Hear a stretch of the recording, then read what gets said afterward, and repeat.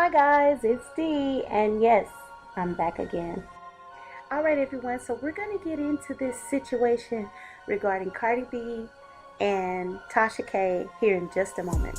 But what I need you to do is go ahead, like the video, hit that subscribe button, go ahead and hit that notification button so you'll get all of my latest videos as I drop them. Also, make sure that you comment. Let me know what you think about all this mess.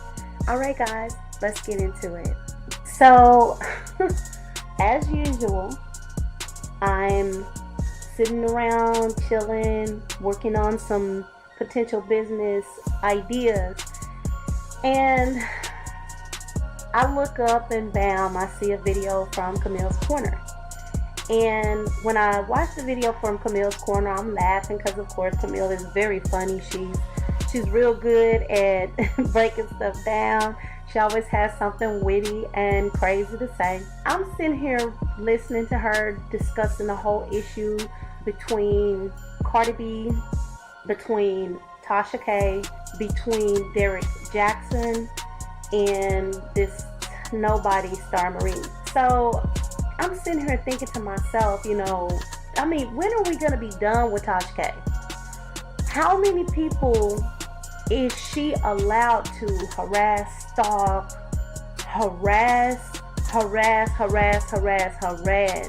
defame before something is done? My question is, why in the name of the Almighty is YouTube allowing TashaK to continue to do what she's doing? Why is she always trying to bring down some black person? What is her deal? I don't get it. Why do you hate black people? I really wonder in my heart, does TashaK hate black people? I wonder, does she hate her own black skin? What kind of evil, disgusting individual? She reached out to Derrick Jaxn to get him on board with this whole Cardi B drugging and ripping off guys. Basically, she took an audio where Cardi B was saying that she drugged and robbed guys who were trying to screw her when she was young, probably in her early 20s, late teens, or what have you, out there trying to make it, trying to live life, trying to build herself up. And as usual, some nasty guy thought he was gonna get the booty. He thought he was gonna get the butt. And because he thought he was gonna get the butt, he wanted to hook up with her. I mean, come on, let's face it. We all know that some guys go to the strip club so that they can hook up with strippers. Because in their mind, if you'll show your butt, if you'll show your tits, if you'll show your kitty, then they feel like if you'll show it, then you'll give it and you'll sell it. I mean, let's be real with this. Let's be real.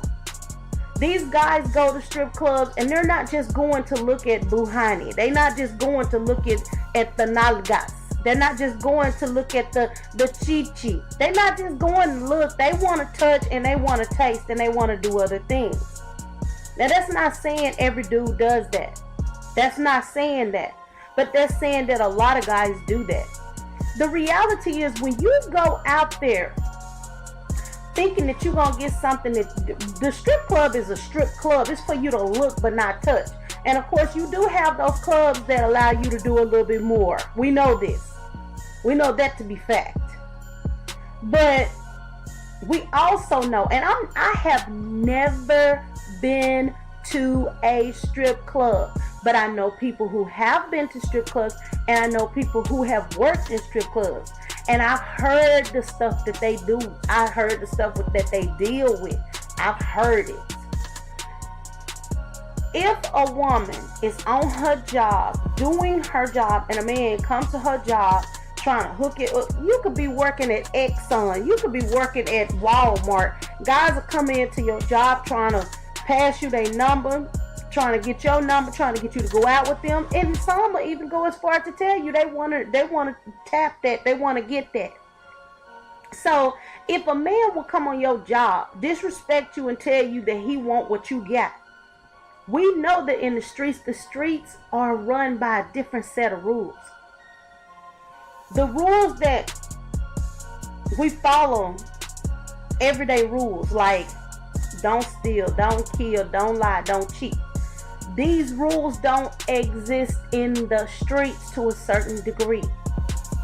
You don't do things against your homeboys, people that is like fam to you, the people that you linked up with, the people that you have business with, the people who help you, the people who bring you up. You don't do things against them. Anytime you live a life on the streets, you already know what's going on. You already have an understanding of the street code.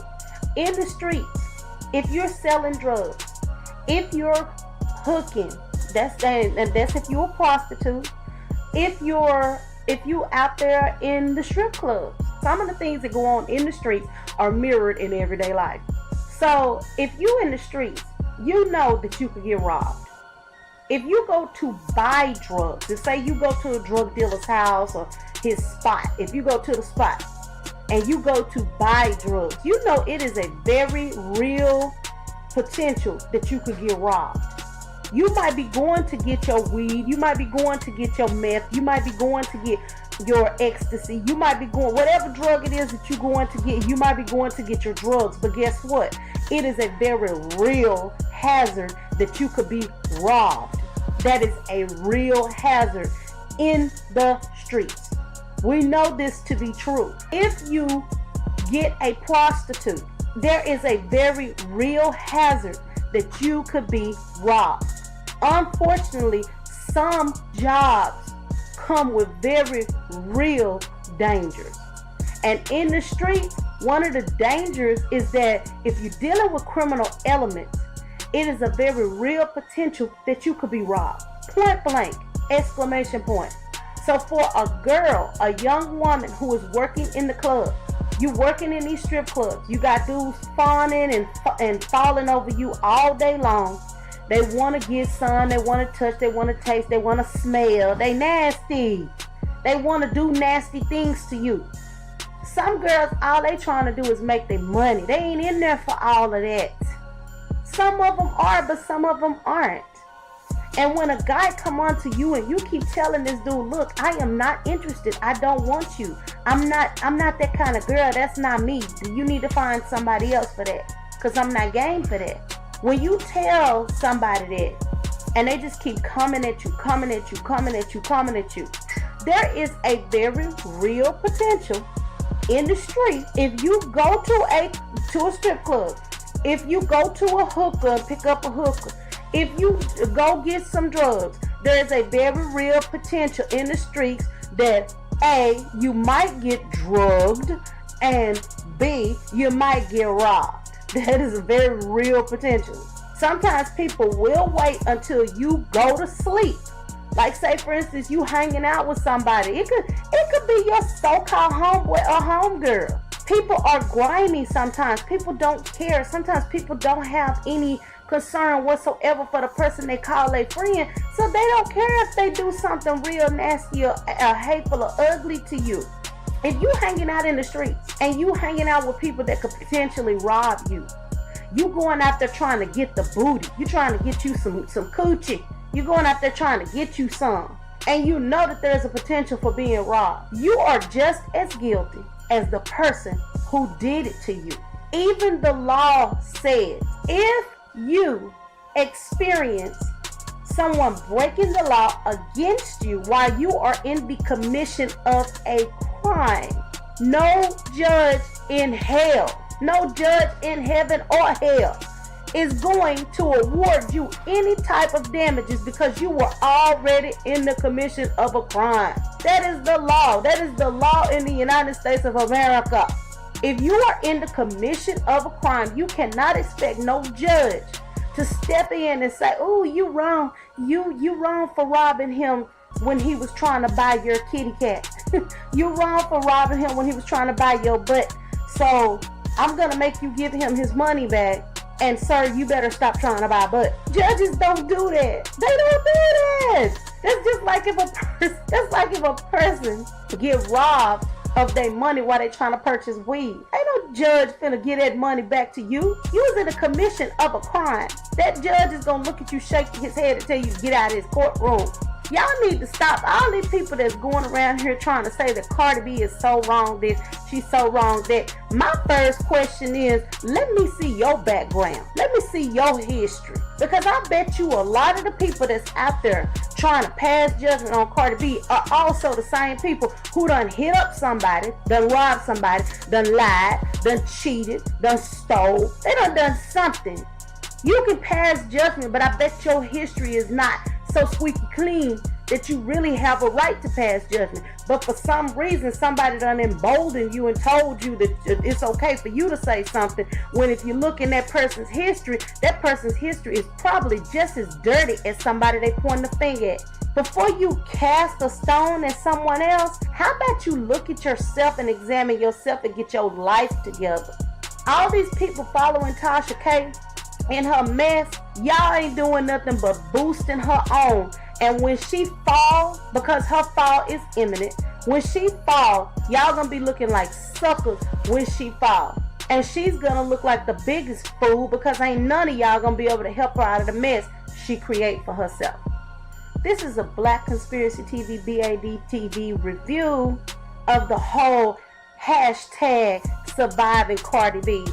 We need to put a hashtag SurvivingTashaK, Toxic K, Surviving Unwind with TashaK out there, because anybody and everybody that come in contact with TashaK, allegedly, anybody that come in contact with her but end up falling flat on their face because you're dealing with the devil.